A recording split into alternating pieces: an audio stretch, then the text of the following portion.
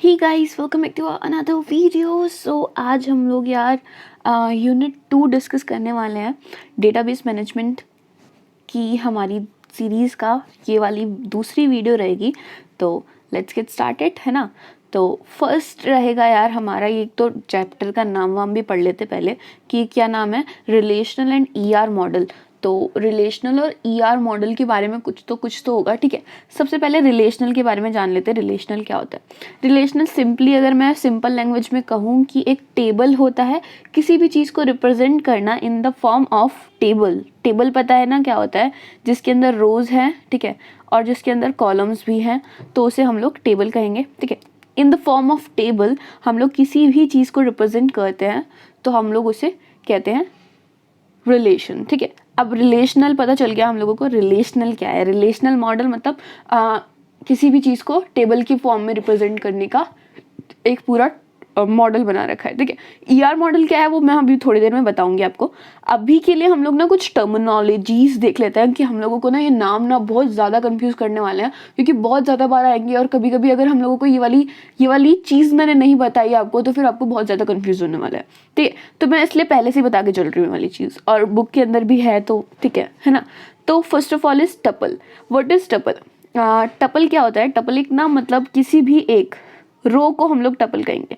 Data वाली रो को, ठीक है, नाम वाली रो को नहीं, डेटा वाली रो को। कॉलम का नाम वाली रो को नहीं, ठीक है, ये वाली रो को नहीं, लेकिन इसके बाद की जो भी रोज है ना, सब रो को हम लोग क्या कहेंगे? एक टपल है ये, ठीक है। पूरी रो को कहेंगे एक टपल है ये, ठीक है। अच्छा, इसको ना अगर हम लोग कंप्यूटर वाली लैंग्वेज में कहें तो हम लोग कहीं कहीं रिकॉर्ड्स भी कहेंगे इसे। तो अगर कहीं पे भी हमारे यहाँ पे आता है कि टपल या फिर रिकॉर्ड्स, तो हम लोगों को समझ जाना है कि ये रो के बारे में बात हो रही है, कि डेटा के बारे में बात हो रही है, इस किसी पर्टिकुलर बंदे की किसी एक पर्टिकुलर डेटा के बारे में बात हो रही है यहाँ पे, ठीक है। Now next is attribute. What is attribute? अगर मैं इसको डेफिनेशन के फॉर्म में कहूँ तो इसकी डेफिनेशन कुछ इस तरह की होगी कि एंटिटी के जो भी फीचर्स होते हैं उसे हम लोग एट्रीब्यूट कहते हैं। अब बहुत ज़्यादा यार मतलब अजीब सा लग गया, एंटिटी क्या है, अब इस पूरा एक्सप्लेन करना पड़ेगा। इससे हम लोग सिंपल लैंग्वेज में बोले तो किसी भी टेबल का जो भी कॉलम का नाम होता है, जैसे कि नेम, या फिर यहाँ पे हमारा प्लेस है, या फिर हमारा मोबाइल नंबर लिखा हुआ है। नेम जो है, name is a attribute. Similarly place जो लिखा हुआ है यहाँ पे, place is a attribute. Similarly mobile number is a attribute. सिर्फ नाम ये लिखा हुआ जो है ना, नेम, उसको हम लोग एट्रीब्यूट करेंगे, पूरे कॉलम को नहीं कहेंगे, ठीक है। अब भी हम लोगों को समझ में आ गया कि किसी भी नेम के, किसी भी एट्रीब्यूट के जो नाम है उसे हम लोग किसी भी कॉलम का जो नाम है उसे हम लोग एट्रीब्यूट कहते हैं। Now what is entity? हमने अभी डिफिनेशन तो सुनी थी, तो एंटिटी क्या है उसके बारे में भी जान लेते हैं। एंटिटी एक ऐसी चीज़ है जिसके बारे में हम लोग डेटा जो है वो स्टोर कर रहे हैं। जैसे कि इस जगह पे हम लोग स्टूडेंट के बारे में डेटा स्टोर कर रहे हैं, तो what is entity? Entity is a student. Similarly अगर हम लोग किसी टीचर्स के बारे में हम लोग डेटा स्टोर करने वाले होते हैं तो हम लोग टीचर्स को हम लोग कहेंगे एंटिटी जो है वो है एक टीचर। सिमिलरली अगर हम लोग क्लास या फिर कोर्स के बारे में स्टोर कर रहे हैं तो क्लास या फिर कोर्स भी हमारी एंटिटी मानी जाएगी। Now next is field. So what is field? Okay, field क्या है, ठीक है। फील्ड ये है कि ना पूरे कॉलम को हम लोग क्या कहेंगे? फील्ड, ठीक है। एक पूरे कॉलम को हम लोग कहेंगे field. Now next is domain. Domain नाम का वर्ड भी हम लोगों को काफी बार देखने को मिलेगा in future. So what is domain? Domain ना किसी एक पर्टिकुलर एट्रीब्यूट की हम लोग वैल्यू की रेंज डिफाइन करते हैं यूजिंग डोमेन। अब डोमेन के अंदर क्या क्या आता है? डोमेन के अंदर आते हैं जैसे कि अगर मोबाइल नंबर है तो मोबाइल नंबर हमारा क्या होना चाहिए? मोबाइल नंबर मिनिमम 10 डिजिट का हो सकता है, ठीक है, और उससे ज़्यादा ना ही, मिनिमम और मैक्सिमम 10 डिजिट का हो सकता है, ठीक है। ये हमारी इस पर्टिकुलर चीज़ की रेंज रहेगी, ठीक है। संग में क्या हो सकता है? एक और क्या चीज़ें हो सकती है हमारी? ये एक सिर्फ और सिर्फ इंट नंबर का हो सकता है, इसके अलावा कुछ और नहीं हो सकता। ऐसा नहीं हो, कभी आपने कभी नंबर देखा है किसी का जिसमें ऐसे लिखा हो 1 2 3 और 4 उसके बाद फिर ए नहीं लिखा हुआ देखने को मिलता है ना, ऐसा किसी का भी फ़ोन नंबर। तो हमारा हमेशा इंट में रहेगा। इंट का मतलब इंटीजर। अगर आप लोगों को सी लैंग्वेज नहीं आती तो मैं कुछ नहीं कह सकती, आप मेरी सी लैंग्वेज वाली वीडियो भी देख सकते हो। इंट का मतलब आपको पता होगा वैसे भी, ठीक है, डजेंट मैटर, वैसे भी अगर ना भी पता हो तो कोई मतलब नहीं है, उससे कोई फर्क नहीं पड़ता। नाउ डोमेन तक हमारा हो गया था। Next is relation. अब रिलेशन क्या है क्या नहीं है, इसको हम लोग कुछ इस तरह से समझते हैं कि ना एक स्टूडेंट है, ठीक है, नाउ एक स्टूडेंट है, वो क्या करता है, वो पढ़ाई करता है। लेट्स से कि उसने एक कोर्स में एडमिशन लिया है, तो वो क्या कर रहा है, ऑप्ट कर रहा है किसी एक पर्टिकुलर कोर्स को। तो इन दोनों के बीच में कुछ ना कुछ रिलेशन होगा ना। एक टेबल रहेगा हमारा कोर्स का और एक टेबल रहेगा स्टूडेंट्स का। अब कोर्स के अंदर भी काफ़ी सारी चीज़ें हो सकती हैं, जैसे कि कोर्स की डिटेल्स, जैसे कि अगर हमने बीसीए की बात करी है तो बीसीए का फुल फॉर्म स्टोर हो रही होगी यहाँ पे वहाँ पे, और बीसीए की कितनी फीस जा रही है वो स्टोर हो रही होगी। बाकी सारी बहुत सारी चीज़ें हो सकती हैं जो कि हमारे कोर्स से रिलेटेड डेटा जो है वो वहाँ पे स्टोर हो रहा होगा। इन दोनों के बीच में जो है वो रिलेशन है, कोई तो रिलेशन होगा ना इन दोनों के बीच में, वो रिलेशन को हम लोग कहते हैं रिलेशन, ठीक है। उन दोनों के बीच में क्या रिलेशन है, हम लोग स्टूडेंट्स जो है वो ऑप्ट करते हैं कोर्सेज को। Now we know that what is relation. अभी इसके अंदर ना रिलेशनल स्कीमा और इसके बारे में दे रखा है, सो लेट अस रीड, मतलब एक एक करके हम लोग रीड करते हैं इसको भी, कि हम लोग रिलेशनल स्कीमा के अंदर हम लोग रिलेशन का नेम डिफाइन करते हैं, एट्रीब्यूट बताते हैं और डोमेन बताते हैं। अब फॉर एग्जाम्पल टीचर जो है वो टीच करती है classes. Here teach is a name of relationship and teacher and classes are the name of attributes. नहीं, एट्रीब्यूट्स नहीं रहेगा यहाँ पे, मैंने गलत लिखा है, एट्रीब्यूट नहीं होना चाहिए, द नेम ऑफ टेबल्स, ठीक है, ठीक है। और we can say relation, relation भी कहते हैं इसको, या फिर एंटिटी भी कह सकते हो आप। Are going to be there in a range, मतलब एट्रीब्यूट स्कीमा का मतलब यहाँ पे ये है कि हम लोग रेंज डिफाइन कर रहे हैं, डोमेन और हम लोग नेम बता रहे होते हैं इन द स्कीमा, ठीक है। Now next is instance. Instance क्या होता है कि अगर ना हम लोग चाहें तो देखो, दो टेबल के बीच में रिलेशन है मानती हूँ, लेकिन यही रिलेशन 3 टेबल्स के बीच में भी तो हो सकता है, 4 टेबल के बीच में भी तो हो सकता है, ठीक है। तो हम ये बताता है कि बहुत सारे टपल्स के बीच में, कलेक्शन ऑफ टपल्स का हमारा रिलेशन जो है वो चलता है, ठीक है। बहुत सारे, मतलब इसका भी रिलेशन किसी के संग होगा, इसका भी रिलेशन किसी के संग होगा, या इसका भी रिलेशन किसी कोर्स के संग होगा, इसका रिलेशन किसी और कोर्स के संग होगा। ऐसा भी हो सकता है कि ये जो बच्चा है पर्टिकुलर वो 2 कोर्सेज में एनरोल्ड है, ठीक है। तो ये सब चीज़ें जो है वो हमारा इंस्टेंट और स्टेट बताता है, रिलेशन इंस्टेंस और relation state. Now next is what is super की, कैंडिडेट की और प्राइमरी की। एक एक करके तीनों चीज़ें समझते हैं। सुपर की क्या करती है, सुपर की हमारी ना एक ऐसी की है जो कि ना हमारे हर एक रो को यूनिक बताती है, ठीक है। यूनिक का मतलब हर एक रो या फिर हर एक tuple, whatever you want to say, you can say, ठीक है, हर एक टपल को यूनिक बताती है हमारी। जैसे कि गीत हमारा कहीं और भी हो सकता है, राइट। दिल्ली, वो भी कहीं, मतलब हो सकता है कि गीत नाम का कोई बच्चा और भी हो जो कि दिल्ली में ही रहता हो, जिसका नंबर भी सेम हो, मे बी पॉसिबल, ठीक है, may be, just may be, I am just saying may be. लेकिन एनरोलमेंट नंबर ऐसा हो सकता है क्या, मैं एक स्टूडेंट हूँ, तुम एक स्टूडेंट है, तुम्हारा और मेरा नाम भी सेम है, तुम्हारा और मेरा एड्रेस भी सेम है, तुम्हारा और मेरा प्लेस भी सेम है, नंबर भी सेम है, एवरीथिंग इज सेम, बट ऐसा ज़रूरी नहीं है कि हमारा रोल नंबर जो है वो सेम हो। क्यों? फ़ोन नंबर जो है वो तब सेम हो सकता है जैसे कि मेरे और आपके पेरेंट्स अगर सेम होते इन केस, ठीक है, तो हम लोगों का नंबर जो है वो सेम हो सकता था। सिमिलरली नेम कैसे सेम हो सकता था, गीत नेम के काफ़ी सारे बंदे होंगे पूरी दुनिया में, सिमिलरली वही बंदे ऐसा भी हो सकता है कि सेम प्लेस के अंदर हमारे रह रहे हो, ठीक है। तो इतनी सारी चीज़ें हमारी हो सकती थी इसमें। नाउ नेक्स्ट इज हम लोगों को अब पता चल गया कि व्हाट इज सुपर की, व्हाट इज कैंडिडेट की। कैंडिडेट की भी सेम काम करती है, लेकिन वो एक पर्टिकुलर एट्रीब्यूट या फिर एट्रीब्यूट मतलब एक मिनिमम नंबर्स ऑफ, यहाँ पे क्या हो रहा है, यहाँ पे बहुत सारे एट्रीब्यूट हम लोग कंबाइन करके रख सकते हैं और एक पूरी टप्पल को यूनिक बताने के लिए करते हैं। यहाँ पे क्या है, यहाँ पे ये होता है कि किसी भी एक एट्रीब्यूट को या फिर एक से ज़्यादा, मतलब 2 या 3 मिनिमल, जितने कम से कम हो सके उतने नंबर्स को हम लोग क्या करते हैं कि हम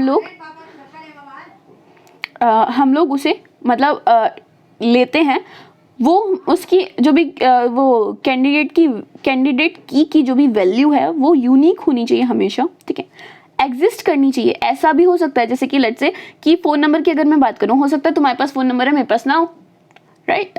ऐसा भी हो सकता है कि किसी ने एड्रेस ही अपना नहीं इंक्लूड किया हो। ऐसा भी हो सकता है किसी ने एज इंक्लूड नहीं किया, लेट्स से कि कोई और भी हमारे पास एट्रीब्यूट्स इसके अंदर डाल रखे हैं हमने, जिसमें से हमने काफ़ी सारे ऑप्शनल एट्रीब्यूट्स हम लोग इसको ना कुछ इस तरह से समझो कि हम ना किसी भी जगह पे जाके साइन अप कर रहे हैं। अगर हम लोग साइन अप करते हैं तो हमारे पास बहुत सारी चीज़ें ऐसी भी आती है जो ऑप्शनल होती है, अगर मैं चाहूँ तो भरूँ, ना चाहूँ तो मत भरूँ, उसके ऊपर ऐसे स्टार सा दिखाई देता है, राइट। तो वो नल नहीं होनी चाहिए, मतलब स्टार वाली ही होनी चाहिए हमेशा हमारी जो कैंडिडेट की है, ठीक है। नाउ नेक्स्ट इज स्टेबल होनी चाहिए। नाम हमारा चेंज हो सकता है, यस लीगली हम लोग नाम चेंज कर सकते हैं, लेकिन हम लोग अगर कहें कि आधार कार्ड नंबर, क्या आधार कार्ड नंबर हम लोग चेंज कर सकते हैं? बिल्कुल भी नहीं। आई एम नॉट सेइंग कि वर्चुअल वाला एक होता है ऑप्शन जिससे ना हम लोग आधार कार्ड नंबर चेंज कर सकते हैं, but actual Aadhaar card number हमेशा हमारा एक ही रहता है। सिमिलरली अगर मैं बात करूं हमारे पैन कार्ड नंबर की, पैन कार्ड नंबर भी हमेशा हमारा एक ही रहता है।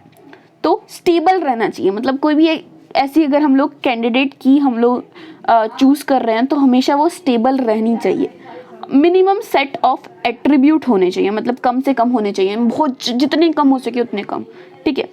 सेट ऑफ एट्रीब्यूट मतलब जैसे लेट्स से कि हम लोग, अच्छा मिनिमम सेट का मतलब यहाँ पे क्या है कि क्या एक से ज़्यादा नंबर, एक से ज़्यादा एट्रीब्यूट भी हम लोग ले सकते हैं? बिल्कुल ले सकते हैं। लेट्स से कि एक स्टूडेंट का मतलब स्कूल वाले स्टूडेंट की हमारी बात हो रही है, ठीक है, जिसमें रोल नंबर प्लस कोर्स को हम लोग मिला करके एक कैंडिडेट की भी बना सकते हैं। लेकिन अगर हमारे पास एक ऐसी ऑलरेडी एक की है जो कि मतलब रिपीट हो ही नहीं सकती, तो हम लोग प्रेफर करते हैं कि वो वाली ही की लें। जैसे कि इन दिस केस हम लोग एनरोलमेंट नंबर को कैंडिडेट की हम लोग कहेंगे, ठीक है। अच्छा, अब हम लोग प्राइमरी की कैसे कहते हैं? प्राइमरी की एक कैंडिडेट की होती है, लेकिन उनमें से एक चूजन वन होती है, मतलब किसी भी एक पर्टिकुलर चीज़ को हम पर्टिकुलर की कैंडिडेट की को हम लोग चूज़ कर सकते हैं। अच्छा, कैंडिडेट की जो है वो एक और एक से ज़्यादा भी हो सकती है, लेकिन प्राइमरी की हमेशा एक रहती है, इसलिए हम लोग इसे प्राइमरी की कहते हैं, ठीक है। मेन की कहेंगे हम लोग, मेन कैंडिडेट की हम लोग कह सकते हैं प्राइमरी की को, ठीक है। Now next is relational constant. अब ये वाली चीज़ पढ़ने से पहले ना मैं आपको एक और टॉपिक से इंट्रोड्यूस करवाना चाहूँगी, विच इज़ फॉरेन की। अच्छा, फॉरेन की को हम लोग बहुत ज़्यादा डिटेल में पढ़ने वाले हैं नेक्स्ट चैप्टर के अंदर, लेकिन अभी मैं आपको एक रेफरेंस सा देने वाली हूँ कि व्हाट इज़ एक्चुअली फॉरेन की, ठीक है। फॉरेन की क्या होती है? फॉरेन की ना हम लोगों को ये चीज़ हम लोगों को पता चल गया कि अगर हम लोगों को टेबल्स को कनेक्ट करना है तो हम लोग उसे रिलेशन कहेंगे, लेकिन हम कनेक्ट कैसे करते हैं? यूजिंग फॉरेन की। फॉरेन की से हम लोग यूज़ करके फॉरेन की को हम लोग एक क्या बोलते हैं, एक रिलेशन बनाते हैं ना। अच्छा, यहाँ पे मैंने ना कुछ छोटी सी गलती की है। मैंने यहाँ पे SID कर दिया है, यहाँ पे CID कर दिया, जो कि मुझे उल्टा करना चाहिए था एट्रीब्यूट का नाम, तो वो चीज़ अपने आप लगा लेना। इसको काट के SID S और इसको काट के CID, ठीक है। बाकी आपको समझ में आ गया होगा क्यों कह रही हूँ ये वाली चीज़। Now what is this? अगर हम लोग इस वाले टेबल को देखें और इस वाले टेबल को देखें, इनके बीच में एक रिलेशन बना हुआ है कि स्टूडेंट्स जो है वो ऑप्ट करता है किसी भी कोर्स को, राइट। नाउ उस पर्टिकुलर स्टूडेंट का जो एनरोलमेंट नंबर है वो यहाँ पे रहेगा और उस पर्टिकुलर कोर्स का जो मतलब कोर्स ID है वो यहाँ पे रहेगी। ये जो है ये इस टेबल की फॉरेन की है। सिमिलरली फॉरेन की भी एक से ज़्यादा हो सकती है और ये भी हमारी इस टेबल की फॉरेन की है, राइट। अब वैसे तो ये 1-to-1 रिलेशनशिप है, जो कि हम लोग आगे जानेंगे कि व्हाट इज़ 1-to-1 रिलेशनशिप। तो हम लोग क्या कहते हैं, इसे हम लोग कहते हैं इसको हम लोग कहते हैं बेस टेबल, ठीक है। इसको हम लोग कहते हैं रेफरेंस टेबल, इसको भी हम लोग कहेंगे बेस टेबल। क्यों? क्योंकि इससे कनेक्टेड है ये वाली, इससे हम लोग रेफरेंस ले रहे हैं यहाँ पे। सिमिलरली इससे कनेक्टेड है ये वाली, और वी कैन से ये पेरेंट्स टेबल है, ये भी पेरेंट टेबल है, और ये है चाइल्ड टेबल, ठीक है, इससे कनेक्टेड है ये। नाउ हाँ जी, नाउ अब इसके अंदर ना कुछ कंस्ट्रेंट्स रहते हैं इन दोनों को कनेक्ट करने के लिए, रिलेशन को।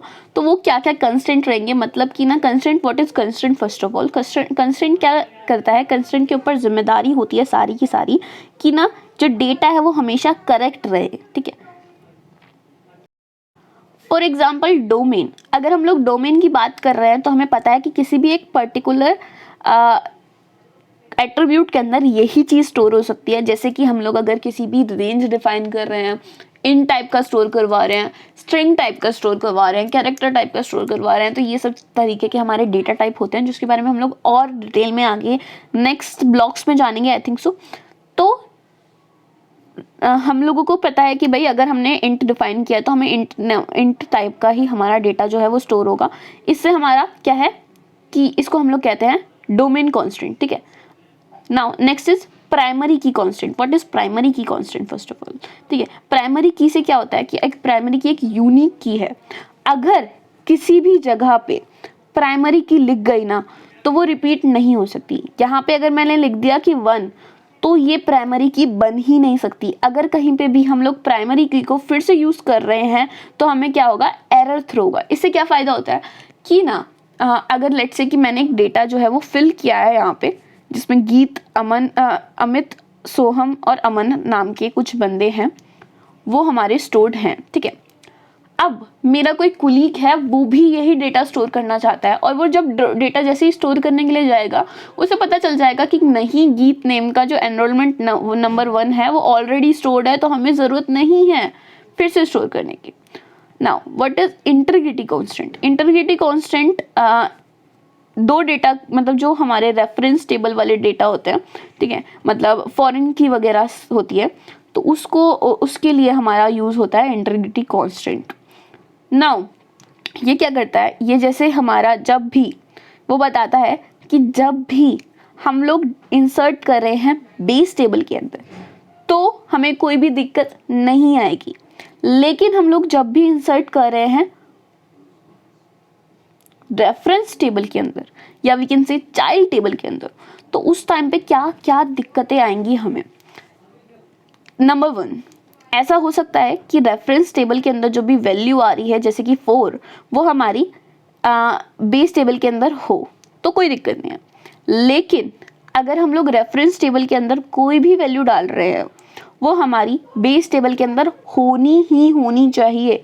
ये हमारा डिफाइन करता है इंटीग्रिटी कांस्टेंट, ठीक है। नाउ नेक्स्ट इज की। सिमिलरली अगर हम लोग डिलीट कर रहे हैं इसमें से, मतलब बेस टेबल में से, लेट्स से कि मुझे 4 को डिलीट करना है, तो उस पर्टिकुलर टाइम पे हमें ये चीज़ पहले चेक करनी होगी कि हमारा जो रेफरेंस टेबल है उसके अंदर क्या 4 का कोई योगदान है।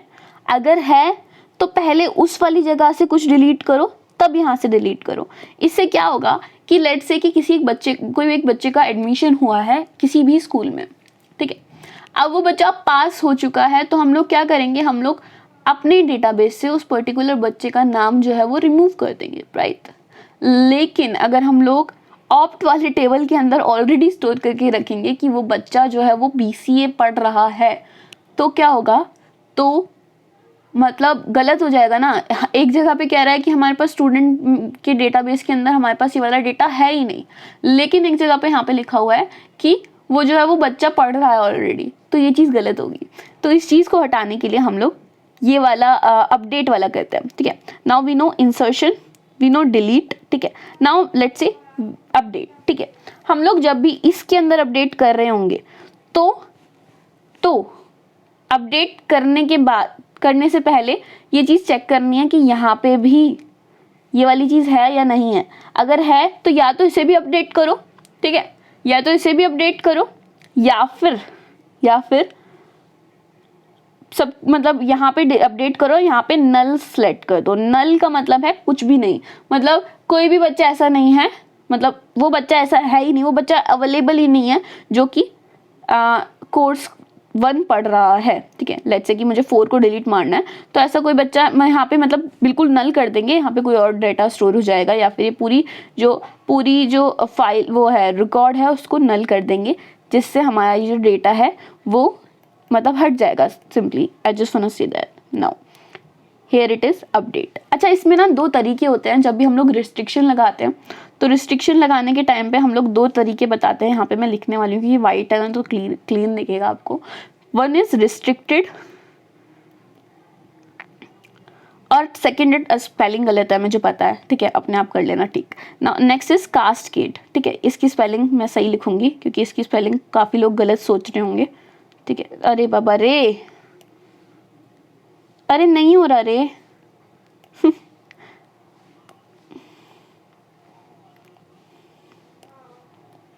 हाँ जी, तो कास्केड रिस्ट्रिक्टेड का मतलब यह है कि बिल्कुल रिस्ट्रिक्ट कर दो उसे।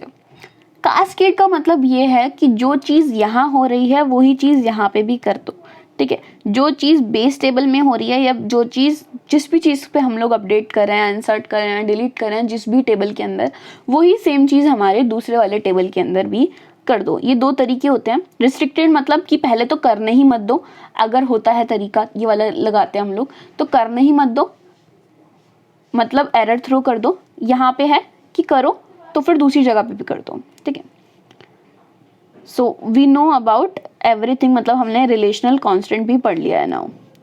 Now next is basic set operation. अब इसको में मेरे को थोड़ा सा देखना पड़ेगा, है ना, इसको भी करते हैं अपन एक एक करके।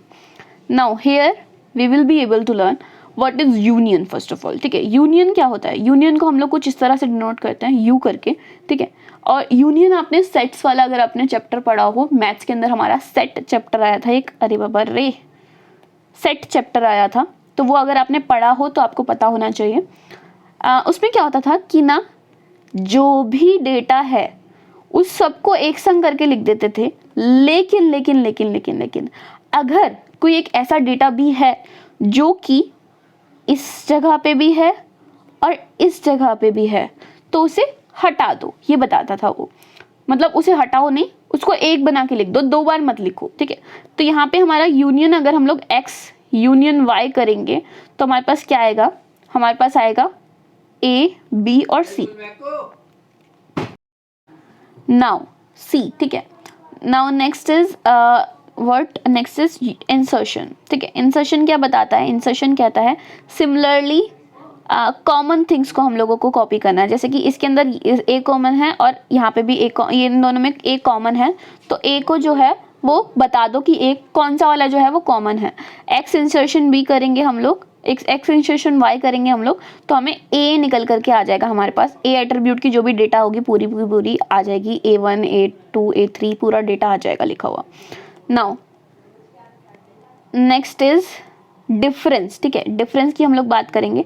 What is difference? डिफरेंस के अंदर क्या होता है कि जो भी सेम है ना उसे रिमूव कर दो, जो भी सेम है उसे रिमूव कर दो और बाकी जो भी डेटा है उसको दिखा दो। ये वाला डेटा और ये वाला डेटा जो है वो दिखा दो, वो आता है हमारा डिफरेंस के अंदर। एक्स डिफरेंस अगर वाई करेंगे हम लोग, एक्स माइनस वाई करेंगे, तो हमारे पास क्या आंसर आएगा? बी और सी की जो भी एट्रीब्यूट्स की जो भी वैल्यूज होगी वो हमारी स्टोर हो रही होंगी, right. Now next we have Cartesian product, ठीक है। मुझे इसकी स्पेलिंग अगर मैं गलत पढ़ रही हूँ तो सो सॉरी, आप लिखा हुआ देख सकते हो, ये सही लिखा हुआ है, ठीक है। इसका मतलब क्या है? मल्टीप्लिकेशन, ठीक है। मल्टीप्लाई कर रहे होंगे हम लोग, क्या कैसे मल्टीप्लाई होगा? पहले ये लेंगे, ठीक है, A1 और B1, उसके बाद फिर उसको इसके संग लिख देंगे A1 और C1। सिमिलरली अब फिर से लिखेंगे A1 B1 और उसको लिख देंगे इसके संग A2 और C2, और सो ऑन ऐसे चलता रहेगा। फिर उसके बाद फिर बारी आएगी A2 की, फिर सिमिलरली इसको भी एक संग लिखेंगे, इसके संग, फिर इसके संग, फिर इसके संग, फिर उसके बाद फिर इसकी बारी आएगी, फिर इसके संग, इसके संग, इसके संग, ऐसे लिखते रहेंगे हम लोग जब तक हमारा जो है डेटा वो ख़त्म नहीं हो जाता। उसको हम लोग कहते हैं प्रोडक्ट, सिंपली मल्टीप्लाई करना, ठीक है। नेक्स्ट इज नाउ, मतलब खत्म हो गया ये वाला तो टॉपिक्स। अब नेक्स्ट है सिलेक्शन। ये ना हमें दिखाने के लिए करा जाता है एक्चुअल में, ठीक है। इसको हम लोग एक्चुअल में हम लोग डेटा को ना परफॉर्म नहीं कर रहे होते, हमें बस देखना होता है ना जब, तब हम लोग ये वाली जो रिलेशनल ऑपरेशंस हैं वो यूज़ कर रहे होते हैं। नाउ फर्स्ट इज ऐसे, ठीक है। इसको कुछ इस तरह से लिखते हैं, ऐसे उल्टा ए टाइप्स कुछ तो होता है ये। इसको मैंने इस तरह से इसलिए लिखा हुआ है क्योंकि थोड़ा सा ना मतलब इसमें मुझे ये वाला सिंबल जो है ना वो मिल नहीं दे रहा था, तो मैंने ये वाला यूज़ कर लिया। अच्छा, इसको हम लोग क्या कहते हैं कि ना, सिलेक्शन का मतलब ये होता है कि हमारे एक इसमें एक एट्रीब्यूट के बारे में बताया जाता है, कंडीशन दी जाती है, उसके बाद फिर एक टेबल के बारे में लिखा जाता है। नाउ ये सिर्फ इसके अंदर होगा, लेट्स से, ठीक है। जहाँ पे भी 30 है या 30 से बड़ा है, 30 से बड़ा क्या है ये, तो इस वाले टपल को वो दिखा देगा। अगर कोई और भी होता है जैसे 44 होता कहीं पे और यहाँ पे किसी कुछ वैल्यू होती तो वो सब दिखा देता है, या 30 से इक्वल है या तो 30 से बड़ा है, उसको हमें दिखा देना, वो ये बताता है ये वाला।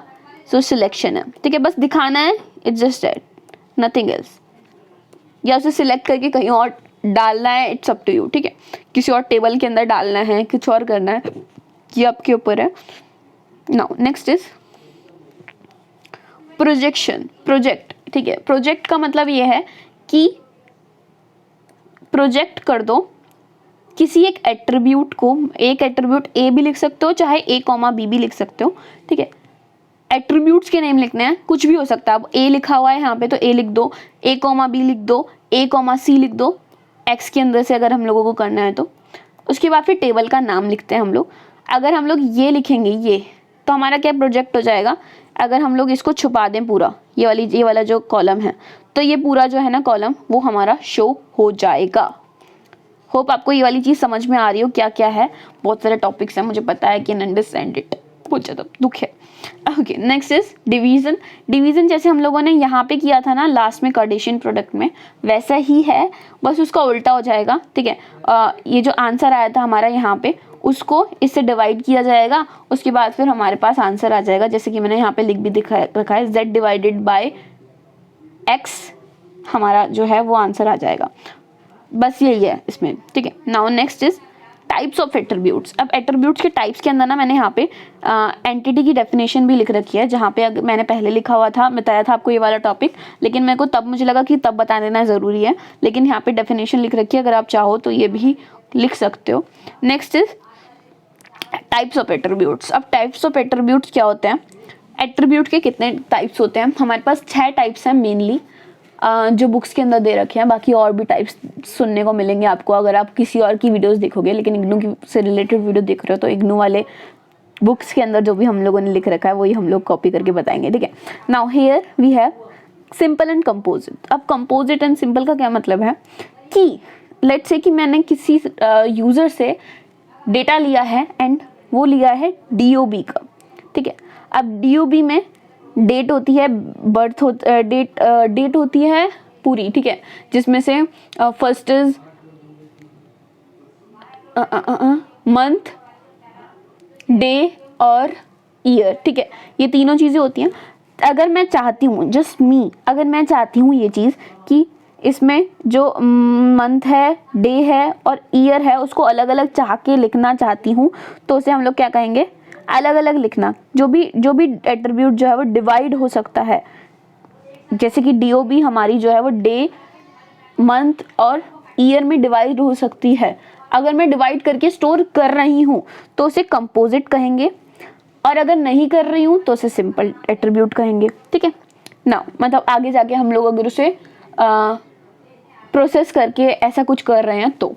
Now next is single valued and multi valued. अब सिंगल वैल्यूड और मल्टी वैल्यूड कैसे, जैसे किसी का नंबर है, ठीक है, किसी का नंबर 1 भी हो सकता है, 0 भी हो सकता है और बहुत सारे नंबर भी हो सकता है मेरे पास अभी ऑल्टरनेटिव में 2 नंबर है, जैसे कि आप देख भी सकते हो, यहाँ पे दिख भी रहा होगा आपको कहीं ना कहीं, है ना। तो हो सकता है कि आपके पास बहुत सारे नंबर हो सकता है आपके पास एक ही नंबर हो, ठीक है। तो जिस भी एट्रीब्यूट की एक से ज़्यादा वैल्यू हो सकती है, लेट्स से कि स्कूल का जो सब्जेक्ट्स हैं बहुत सारे होते हैं, किसी के पास कम होते हैं, किसी के पास ज़्यादा होते हैं, मल्टीपल उसे हम लोग मल्टी वैल्यूड एट्रीब्यूट कहते हैं, जिसके पास बहुत सारे वैल्यूज़ होती हैं। जिसके पास सिंगल वैल्यू होती है, जैसे कि नाम किसी का एक ही होगा, 4-5 नाम तो कोई रखेगा नहीं अपना लीगल नेम, ठीक है। नाउ नेक्स्ट इज स्टोर्ड और डिराइव्ड। स्टोर्ड और डिराइव्ड हम लोग क्या कहेंगे, लेट्स से कि किसी का डेटा स्टोर्ड है किसी एम्प्लॉय का, और आज तक मतलब 2013 में वो ज्वाइन हुआ था, 2013 में जो वो ज्वाइन हुआ था, और 2013 से 2021 तक अभी जो भी चल रहा है ना, तब तक उसके कितने ईयर हुए हैं वो कंपोज करना है हमें, और कंपोज करके एक नया एट्रीब्यूट बनाना है, उसके अंदर हमें वो डेटा जो है वो स्टोर करना है, ठीक है। तो हम लोग जब इस यहाँ से यहाँ पे लेके आएंगे डेटा को, तो उसको हम लोग कहेंगे derived data, stored data, derived data, ठीक है, डिराइव्ड डेटा या derived attribute, whatever you want to say. Now next is stored data.